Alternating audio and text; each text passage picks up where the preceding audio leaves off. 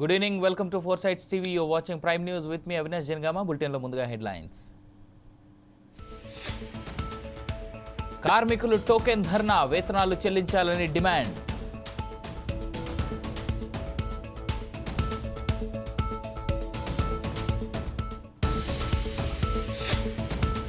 CPI శతాబ్ది ఉత్సవాల wall poster ఆవిష్కరణ వచ్చే ఏడాది వరకు నిర్వహణ.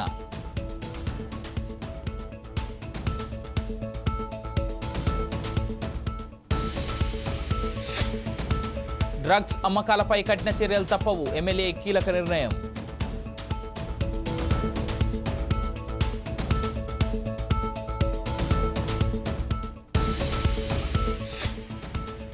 మహేష్తో బాలీవుడ్ బ్యూటీ కొత్త లుక్లో డ్రీమ్ బాయ్.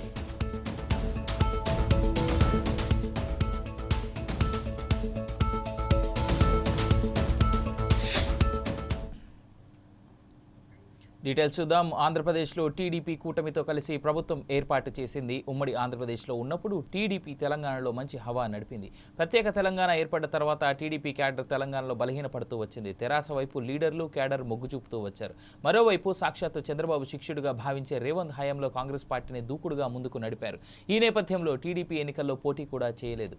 ఏపీలో గెలుపుతో మరోలా టీడీపీ తెలంగాణలో బలోపేతం కావడానికి రంగం సిద్ధం చేస్తుంది. అందులో భాగంగా హైదరాబాద్లో Prashant Kishor political strategy company show time Robin శర్మలను ఏపీ సీఎం చంద్రబాబు కలిశారు. తెలంగాణలో టీడీపీ రీఎంట్రీ కోసం వ్యూహ రచన చేస్తున్నట్లుగా సమాచారం.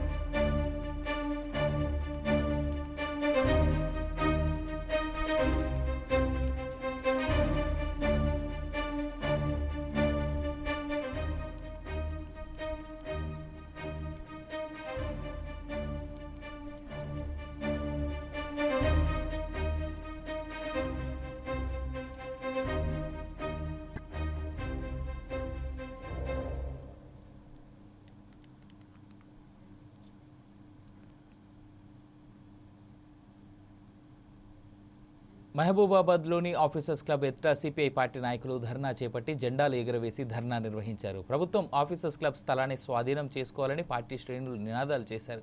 ఈ సందర్భంగా సిపిఐ పార్టీ జిల్లా సహాయ కార్యదర్శి అజయ్ సారథి మాట్లాడుతూ కొందరు వ్యక్తులు మున్సిపల్ అధికారులతో కలిసి క్లబ్ను కబ్జా చేసేందుకు ప్రయత్నించారని తెలిపారు. 50 కోట్ల రూపాయల విలువ చేసే ఆఫీసర్స్ క్లబ్ స్థలాన్ని అధికారులతో కలిసి కబ్జాకు ప్రయత్నించిన వారిపై చర్యలు తీసుకోవాలని అన్నారు. స్థలాన్ని ప్రభుత్వం స్వాధీనం చేసుకుని వాణిజ్య సముదాయాలు నిర్మించాలని ప్రభుత్వం డిమాండ్ చేశారు. ప్రస్తుత ఎంపీ ఎమ్మెల్యేలు చొరవ చూపి ఈ స్థలాన్ని ప్రభుత్వం స్వాధీనం చేసుకునేలా చర్యలు తీసుకోవాలని కోరారు.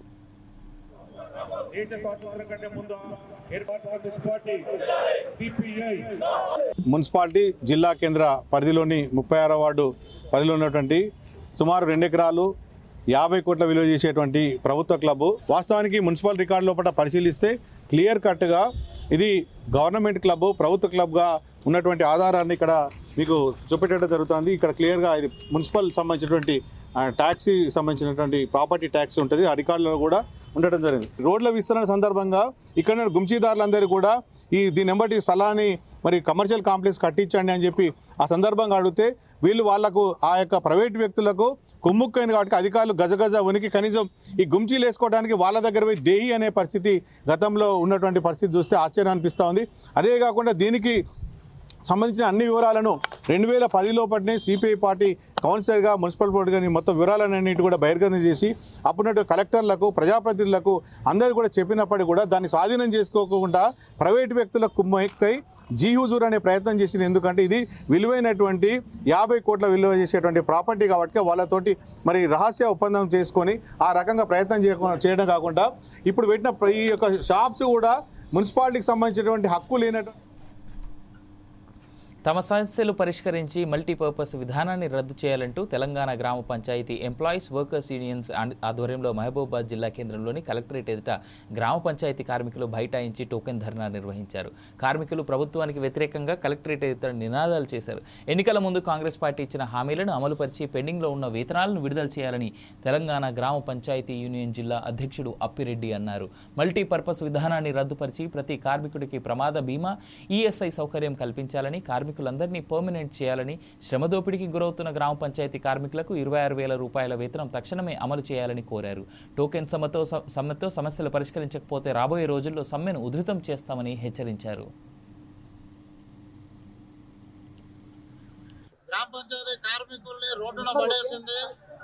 ఈ మా ప్రభుత్వం వచ్చిన తర్వాత మేము వచ్చేసిన తర్వాత 51 జీవోని సవరణ చేస్తాం.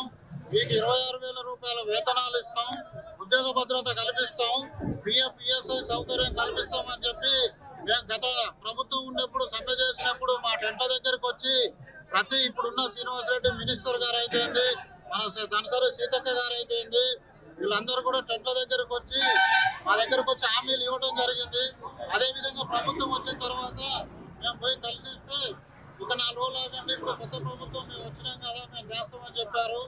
సీతక్క గారు ఇదే మహిబాద్ కలెక్టర్ ఆఫీస్కి వచ్చినప్పుడు మేము వినతి పత్రం ఇవ్వడానికి వస్తే నిన్ననే మాట్లాడినాం రేవంత్ అన్నతోటి, మీ 51 జీవో సవరణ అవుతుంది, మీ క్యాడర్ వేదికనే శాలరీలు వస్తాయి, జీతాలు ఇస్తాం, క్యాడర్ వేదికనే పనులు చేయాల్సి వస్తుంది అని చెప్పడం జరిగింది. కానీ ఇప్పటి వరకు ఆ 51 జీవో రద్దు చేయలేదు. ఆ రద్దు చేయకపోవడం వల్ల కార్మికులు వేలాది మంది చనిపోయారు. ట్రాక్టర్ తోలలేకపోతే, డ్రైవర్ లేకపోతే నువ్వు ట్రాక్టర్ తోలవా అని చెప్పి కింది స్థాయి నుంచి ఒత్తిడి చేసి ట్రాక్టర్ ఎక్కిస్తే వాళ్ళు యాక్సిడెంట్లో చనిపోవడం జరిగింది. వీధి దీపాలు వేయడానికి ఎలక్ట్రీషియన్ లేకపోతే వేపించడానికి అనాముకుని ఎక్కిస్తే యాక్సిడెంట్లో చనిపోవడం జరిగింది. వాళ్ళ కుటుంబాలకి కనీసానికి 1 లక్ష రూపాయలు ఎక్స్రేస్ కూడా ఇవ్వలేదు. మేము అడిగేది ఏంటంటే ఇప్పుడు ఈ 51 జీవో సవరణ చేయాలి. సుప్రీంకోర్టు ఇచ్చిన ప్రకారంగా 26,000 రూపాయలు కనీస వేతనం ఇవ్వాలి, పిఎఫ్ ఈఎస్ఐ సౌకర్యం కల్పించాలి, ఉద్యోగ భద్రత మాకు ఇవ్వాలి. అర్హులైన వాళ్ళందరినీ కూడా చదువు డిగ్రీలు పూర్తి చేసి పీజీలు పూర్తి చేసి కూడా ఇందులో పనిచేస్తున్నారు. వాళ్ళందరినీ కూడా పశ్చిమ గోదావరి జిల్లా నియోజకవర్గ ఉండిలో సిపిఐ కార్యాలయంలో సిపిఐ శతాబ్ది ఉత్సవాల వాల్ పోస్టర్ సిపిఐ పార్టీ నాయకులు ఆవిష్కరించారు. సిపిఐ శతాబ్ది ఉత్సవాలు ఏడాది పొడవునా 2025 డిసెంబర్ 26వ తేదీ వరకు ఘనంగా నిర్వహించుకోవాలని జిల్లా సిపిఐ కార్యదర్శి కోనాల భీమారావు పిలుపునిచ్చారు. 1925 డిసెంబర్ 26న కాన్పూర్లో భారత కమ్యూనిస్ట్ పార్టీ ఆవిర్భావం జరిగిందన్నారు. ఈ నెల 26వ తేదీ నాటికి 99 వసంతాలు పూర్తి చేసుకుని 100వ వసంతంలోకి అడుగుపెట్టిందని తెలిపారు. దేశంలో ఆవిర్భవించి డిసెంబర్ 26 నాటికి 99 సంవత్సరాలు పూర్తి చేసుకొని 100వ సంవత్సరంలోకి అడుగడం జరిగింది. 2025 డిసెంబర్ 26 వరకు దేశవ్యాప్తంగా శతాబ్ది ఉత్సవాలు దేశవ్యాప్తంగా జరుగుతూ ఉన్నాయి. భారత కమ్యూనిస్ట్ పార్టీ ఈ దేశంలో ఆవిర్భావం చెందేటువంటి సందర్భంలో ఈ దేశానికి సంపూర్ణ స్వాతంత్రం కావాలనేటువంటి నినాదంతో దేశ స్వాతంత్రోద్యమ పోరాటంలో కీలక పాత్ర నిర్వహించింది భారత కమ్యూనిస్ట్ పార్టీ. అనేక మంది స్వాతంత్రోద్యమ పోరాటంలో తమ ప్రాణాలు సైతం అర్పించారు. వేలాది మంది కమ్యూనిస్టులు కడలూరు జైల్లో, అండమాన్ జైల్లో, బళ్ళారి ఆలీపూర్ క్యాంప్ జైల్లో అనేకమైనటువంటి శిక్షలు అనుభవించడం జరిగింది. ఈ దేశ స్వాతంత్రం సాధించడంలో సిపిఐ నిర్వహించినటువంటి పాత్ర ఒక మహత్తరమైనటువంటి పాత్ర నిర్వర్తించింది. కమ్యూనిస్ట్ పార్టీ యోధానుయోధులు ఎంతో మంది ప్రాణాలు అర్పించారు, జైలు శిక్ష అనుభవించారు. ఈ దేశానికి స్వాతంత్రం సాధించడంలో కీలక పాత్ర వహించింది సిపిఐ. అలాగే స్వాతంత్రం వచ్చిన తర్వాత ఏర్పడినటువంటి స్వతంత్ర భారతదేశంలో వచ్చినటువంటి ప్రభుత్వంలో ఈ దేశంలో పేదరికం, దారిద్ర్యం నిర్మూలించాలి, ప్రజల కనీస అవసరాలైనటువంటి కూడు గూడు గుడ్డ అందరికీ కల్పించాలనే దాంతో పెద్ద ఎత్తున ఉద్యమిస్తా ఉంది. అట్లాగే ఈ దేశంలో ఉన్నటువంటి ఆర్థిక అసమానతలు తొలగించడం కోసం, సామాజిక అసమానతలు తొలగించడం కోసం, ఇలా ధనిక పేద తేడా లేనటువంటి అలాగే కుల మతాలకు అతీతమైనటువంటి సమసమాజ స్థాపన ధ్యేయంగా 100 ఏళ్లుగా కమ్యూనిస్ట్ పార్టీ ఈ దేశంలో తీవ్రమైనటువంటి కృషి చేస్తా ఉంది. దేశంలో పేదలు అనుభవిస్తున్నటువంటి సమస్యల పరిష్కారం కోసం ఈ దేశంలో రైతాంగం, వ్యవసాయ కూలీలు మొన్న జరిగిన ఏబీవీపీ రాష్ట్ర మహాసభలలో రాష్ట్ర ప్రభుత్వం అనుసరిస్తున్న ప్రజా వ్యతిరేక విధానాలను, విద్యార్థి వ్యతిరేక విధానాలను ఎండగడుతూ తీర్మానాలు ప్రవేశపెట్టడం జరిగిందని ఏబీవీపీ నాయకులు తెలిపారు. సిద్దిపేటలో ఏబీవీపీ తెలంగాణ రాష్ట్ర 43వ మహాసభలు విజయవంతమైన సందర్భంగా ఉస్మానియా యూనివర్సిటీలోని ఆర్ట్స్ కళాశాల వద్ద విలేకరుల సమావేశం నిర్వహించారు.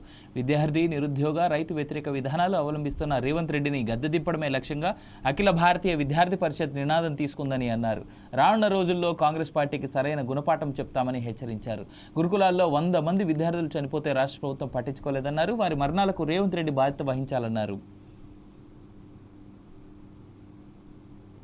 ఈ యొక్క రాష్ట్ర మహాసభలలో రాష్ట్ర ప్రభుత్వం అనుసరిస్తున్నటువంటి ప్రజా వ్యతిరేక విధానాలని, విద్యార్థి వ్యతిరేక విధానాలని ఎండగడుతూ తీర్మానాలను ప్రవేశపెట్టడం జరిగింది.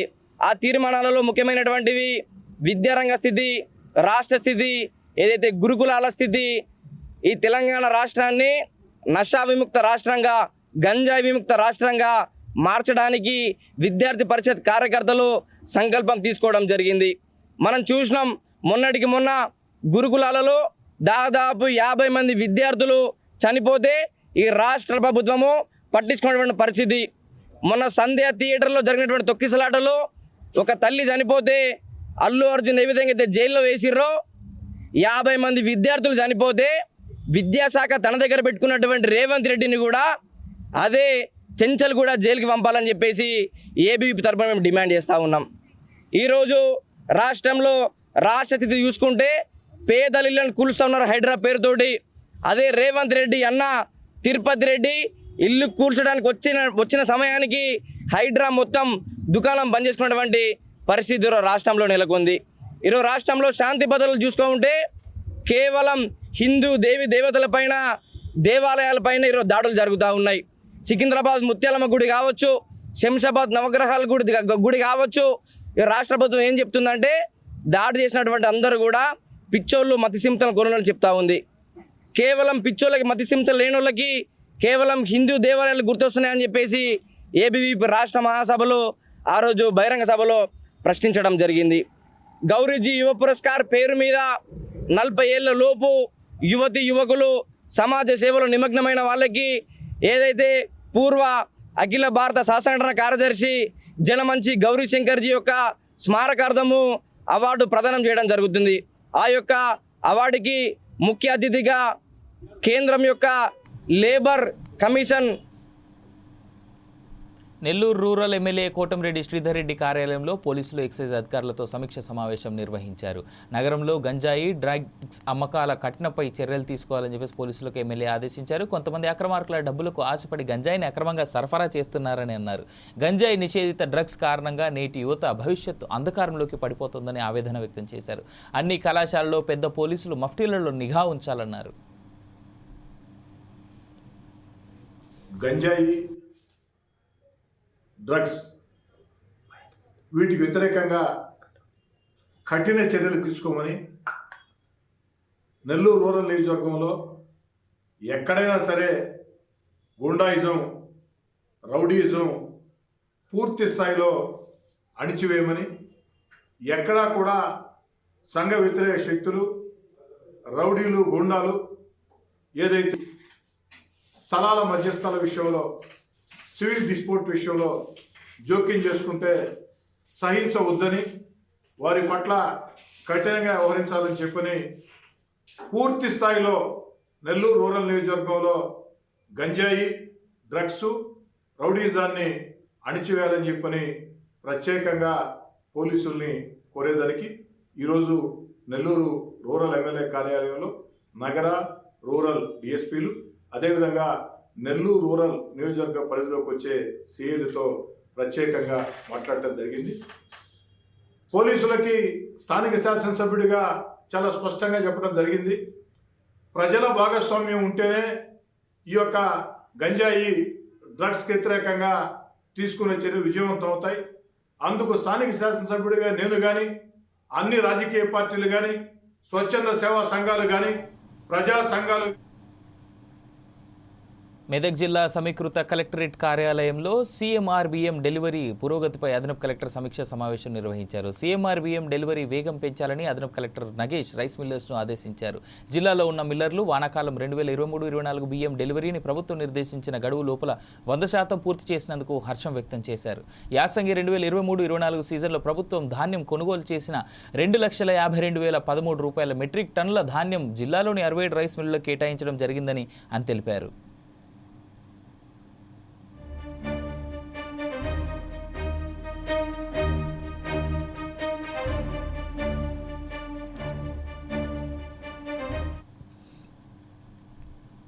మహబూబ్ నగర్ జిల్లా కేంద్రంలో తెలంగాణ ప్రగతిశీల గ్రామ పంచాయతీ కార్మిక ఉద్యోగ సంఘాలు జేఏసీ పిలుపు మేరకు సమ్మె చేపట్టారు. కాంగ్రెస్ ప్రభుత్వం పెండింగ్లో ఉన్న జీతాలు చెల్లించి గ్రామ పంచాయతీ కార్మికుల సమస్యలు 51 జీవోను సవరించాలన్నారు. గ్రామ పంచాయతీ కార్మికుల వేతనాలు ప్రత్యేక బడ్జెట్ గ్రీన్ ఛానల్ ద్వారా చెల్లించాలన్నారు. గ్రామ పంచాయతీ సిబ్బందికి ఉద్యోగ భద్రత కల్పించి రిటైర్మెంట్ బెనిఫిట్ 5 లక్షలు చెల్లించాలని కోరారు. ఈరోజు రాష్ట్ర వ్యాప్తంగా రాష్ట్ర జేఏసీ నాయకత్వంలో టోకెన్ సమ్మెకు పిలిపించడం జరిగింది. నిన్న జిల్లా కలెక్టర్ కార్యాలయాలకు బ్రహ్మాండంగా రాష్ట్ర వ్యాప్తంగా విజయవంతంగా కొనసాగింది.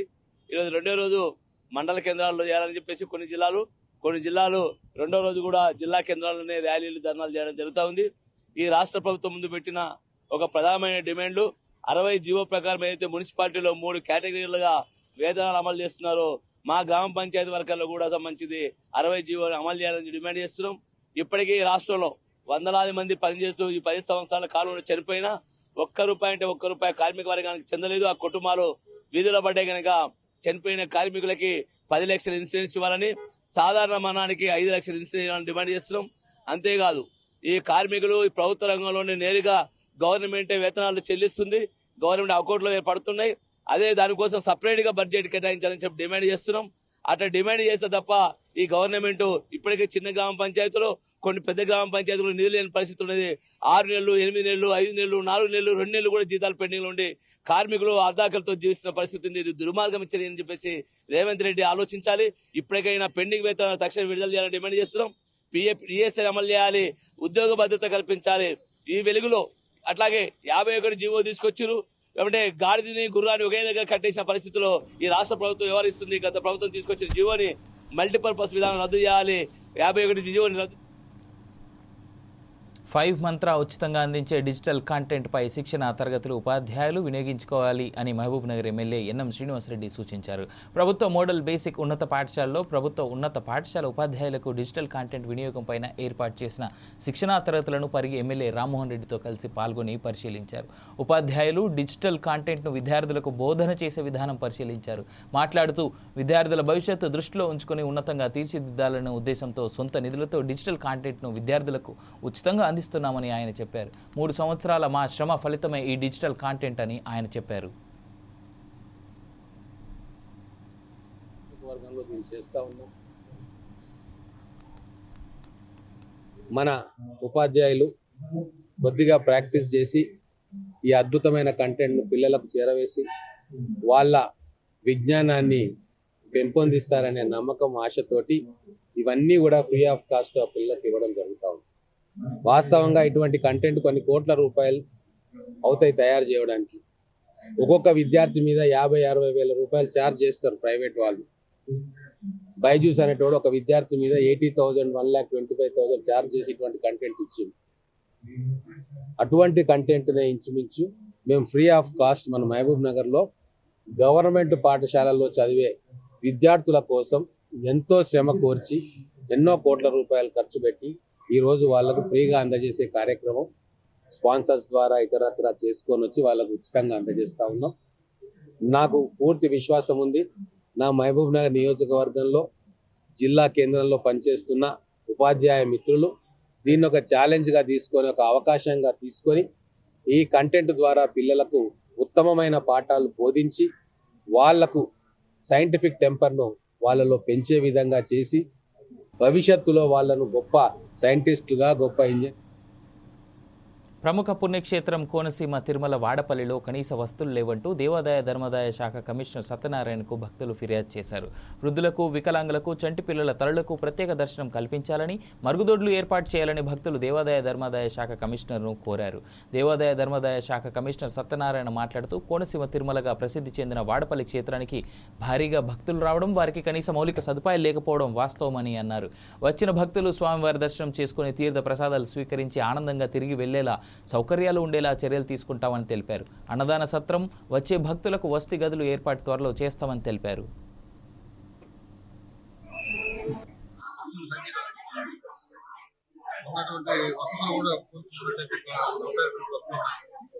అందుకనే రాష్ట్ర ప్రభుత్వం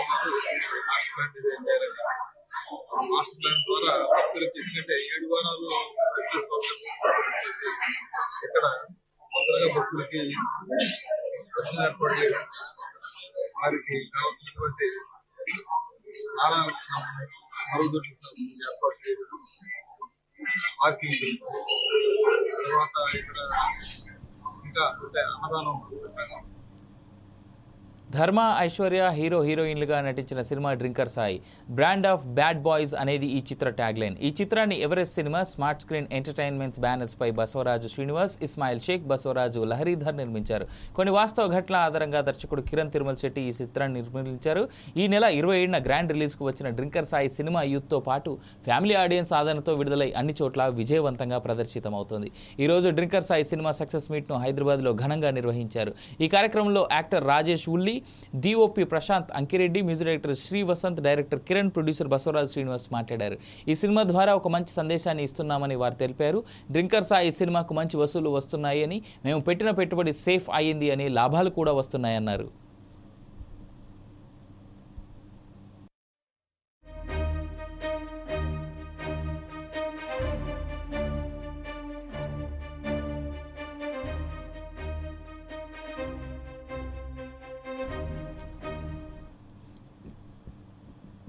మహేష్ బాబు హీరోగా, రాజమౌళి దర్శకత్వంలో ఓ చిత్రం రానున్న సంగతి తెలిసిందే.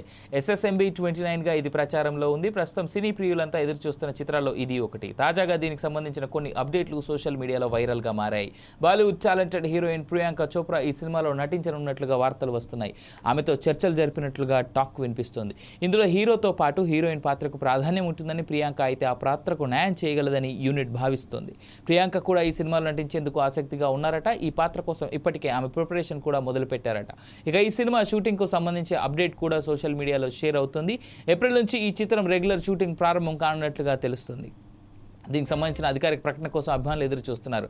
అమెజాన్ అడవుల నేపథ్యంలో సాగే ఈ కథలో పలువురు విదేశీ నటులు కనిపించనున్నారు. భారతీయ భాషలతో పాటు విదేశీ భాషల్లోనూ దీన్ని అనువదించనున్నారు.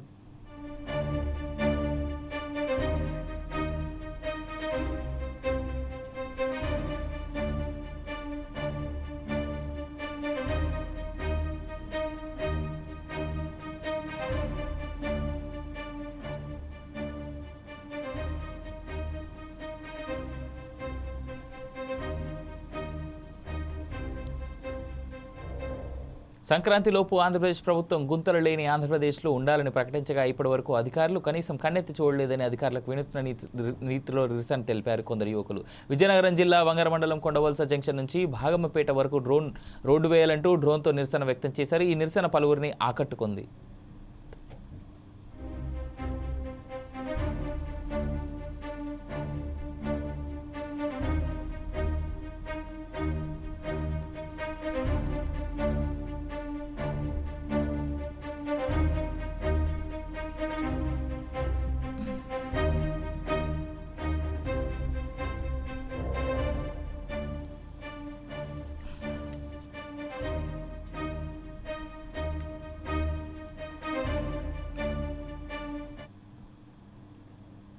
కామారెడ్డి జిల్లాలో కలకలం సృష్టించిన ఎస్ఐ కానిస్టేబుల్తో పాటు మరో యువకుడి మృతి కేసులో phone call, WhatsApp chatting data కీలకంగా మారింది. ముగ్గురు చనిపోయే రోజు గంటల కొద్దీ ఫోన్లో మాట్లాడుకున్నట్టుగా పోలీసులు గుర్తించారు. వీరి మరణానికి ప్రేమ వ్యవహారమే కారణమని తెలుస్తోంది.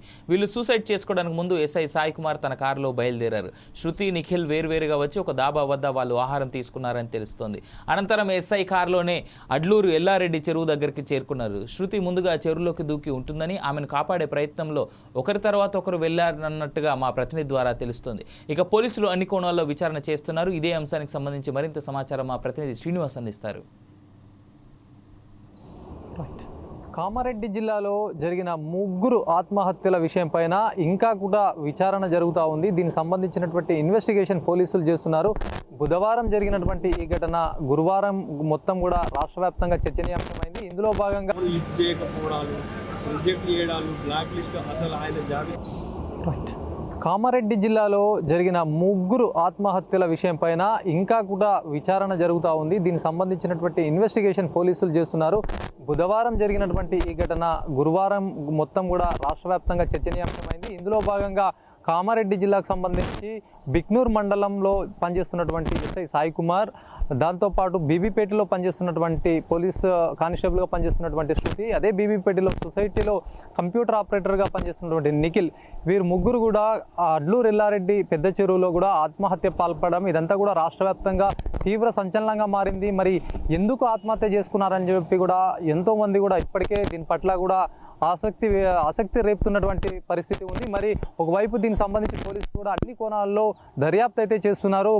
తాజాగా అయితే ఈ హత్యలు 3 కూడా ఆత్మహత్యలు కూడా చర్చనీయాంశంగా మారినటువంటి పరిస్థితి. ఎందుకు ఇట్లా జరిగిందని కూడా ప్రాథమికంగా సోషల్ మీడియాలో సైతం కొన్ని వార్తలు వస్తున్నటువంటి నేపథ్యం ఉంది. అయితే ఏం జరిగింది, ఎట్లా ఆత్మహత్య చేసుకున్నారు పోలీసులు ఒకవైపు కూడా మరో 2 రోజుల్లో దీనికి మొత్తం కూడా దీనికి సంబంధించినటువంటి మొత్తం సమాచారం సేకరించి కూడా మొత్తం వెల్లడించే అవకాశం ఉన్నప్పటికీ కూడా అసలు ఏం జరిగిందని ఒక్కసారి మనం తెలుసుకునే ప్రయత్నం అయితే చేద్దాం. అయితే ఏదైతే ఆ 3 అయితే ఎస్ఐ సాయి కుమార్తో పాటు కానిస్టేబుల్ శృతి, నిఖిల్, ఈ 3 కూడా ఏదైతే అడ్లూరు ఎల్లారెడ్డి పెద్ద చెరువులో అయితే ఆత్మహత్య చేసుకున్నారు. అయితే ఆత్మహత్య ఎందుకు చేసుకున్నారని ఒకసారి చూసుకున్నట్టయితే 3 కూడా వివాహేతర సంబంధంతో ఇవన్నీ ఆత్మహత్యలు కూడా జరిగాయని కూడా చెప్తున్నటువంటి పరిస్థితి ఉంది. అయితే అసలు ముందుగా అయితే ఏదైతే నిఖిల్ సంబంధించినటువంటి శృతి ఒకే బీబీపేటలో ఒకే గ్రామంలో ఉంటారు. అయితే దీనికి సంబంధించి గతంలో పనిచేస్తున్నటువంటి ఏదైతే సాయి కుమార్ ప్రస్తుతం బిక్నూర్లో పనిచేస్తున్నాడో ఆ సాయి కుమార్ గతంలో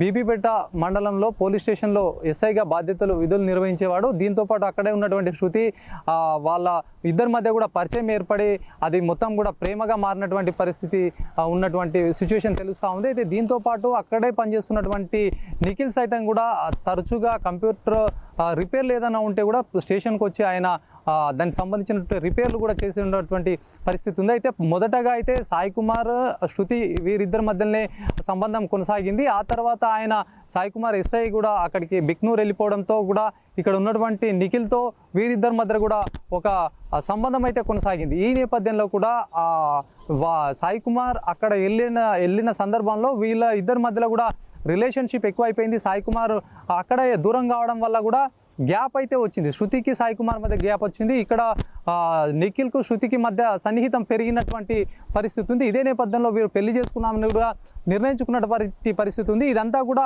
సాయి కుమార్ ఎస్ఐ సాయి కుమార్ అయితే తెలిసిన నేపథ్యంలో కూడా ఇది ఏం జరుగుతుందని ఆయన ఒక ఇంత కూడా దీనిపైన అంతా కూడా మాట్లాడే పరిస్థితి వచ్చింది. మరి ఇదంతా కూడా వాళ్ళ ఇంట్లో సాయి కుమార్ ఇంట్లో కూడా తెలిసినటువంటి సిచ్యువేషన్ కూడా ఫుల్ స్టాప్ పెట్టాలంటే ఒక స్పాట్ కావాలి. అక్కడ మనం దీని గురించి కూడా మాట్లాడుకొని ఒక నిర్ణయానికి వద్దాం అన్నటువంటి సిచ్యువేషన్లోనే అడ్లూరుకు సంబంధించినటువంటి ఆ పెద్ద చెరువు అక్కడ ఉన్నటువంటి పెద్ద చెరువు వద్దకైతే వీళ్ళు వెళ్ళినటువంటి పరిస్థితి ఉంది.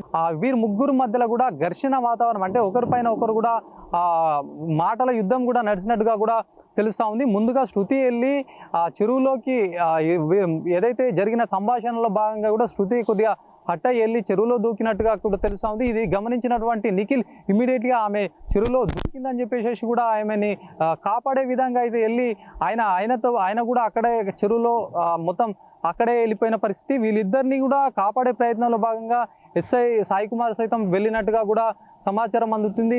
సాయి కుమార్ బంధువులు సైతం కూడా రెస్క్యూ చేసే క్రమంలోనే పోయారు. ఆత్మహత్య ఆయన చేసుకునేటువంటి నేపథ్యం కాదని కూడా వాళ్ళ కుటుంబీకులు చెప్తున్నారు. ఒకవైపు శృతి తల్లిదండ్రులు సైతం కూడా మా అమ్మాయిని ఏదో వీళ్ళే ఏదో కావాలని ఏదో చేశారని కూడా వాళ్ళు ఒకవైపు వాళ్ళు ఆవేదన వ్యక్తం చేస్తున్నారు.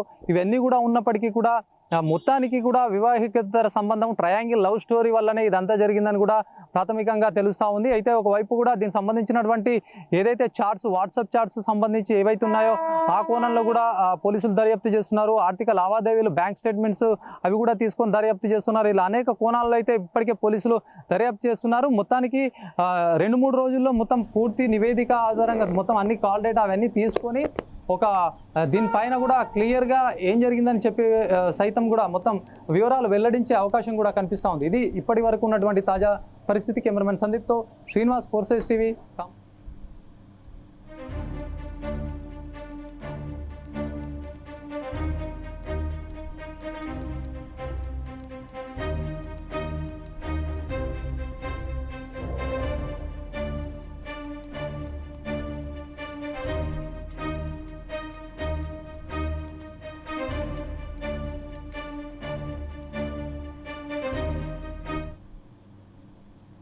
ఇదిలా ఉంటే వారి కుటుంబ సభ్యుల స్పందన కూడా ఒకసారి చూద్దాం. రిజెక్ట్ చేయడాలు, బ్లాక్ లిస్ట్ అసలు ఆయన జాబితాలోనే ఉన్నారు. సూసైడ్ అనే పదాన్ని ఎప్పుడో తీసేసిండు ఆయన. చాలా కౌన్సిలింగ్ ఇస్తాడు, మంచి స్వభావం. ఆ మృదు స్వభావమే ఆయనకు నిన్న జరిగిన ఇన్సిడెంట్ కారణమైందని నేను భావిస్తున్నాను. ఇక్కడ 3 ప్రాణాలు పోయినాయి. దయచేసి మీడియా మిత్రులు అందరూ అర్థం చేసుకోవాలి. మేము ఎవరి మీద ఏం ఆరోపణలు చేయట్లేదు. మా కుటుంబానికి అయితే తీరని లోటు. పేదరికం నుండి ఒక మంచి స్థాయికి వచ్చి పరువు నిలబెడతాడు, మంచి మా గ్రామానికి మంచి పేరు తెస్తాడని మేము భావించాము. అన్ఎక్స్పెక్టెడ్గా జరిగిపోయింది. నిన్న కూడా నాకున్న అనుభవంతో నిన్న నేను ఎంక్వైరీ చేసిన దాన్ని బట్టి నాకు తెలిసింది ఏంటంటే, ఆయన నిన్న ఇంటికి రావాల్సినోడు. భార్య పిల్లలు కుల్చారం స్వగ్రామానికి వచ్చారు. నిన్న వాళ్ళ సిఐ గారి పర్మిషన్ తీసుకొని ఇంటికి వద్దామని ప్రిపేర్ అయ్యిండు. ప్రిపేర్ అయిన క్రమంలో ఏదో ఫోన్ కాల్ రావడము, మాట్లాడినట్టుగా చెప్తున్నారు వీళ్ళు రికార్డులలో. ఇమ్మీడియట్లీ కనీసం ఆయన ఉండే క్వార్టర్. ఇవి ఇప్పటివరకు ఉన్న updates. For more updates keep watching 4 Sides TV.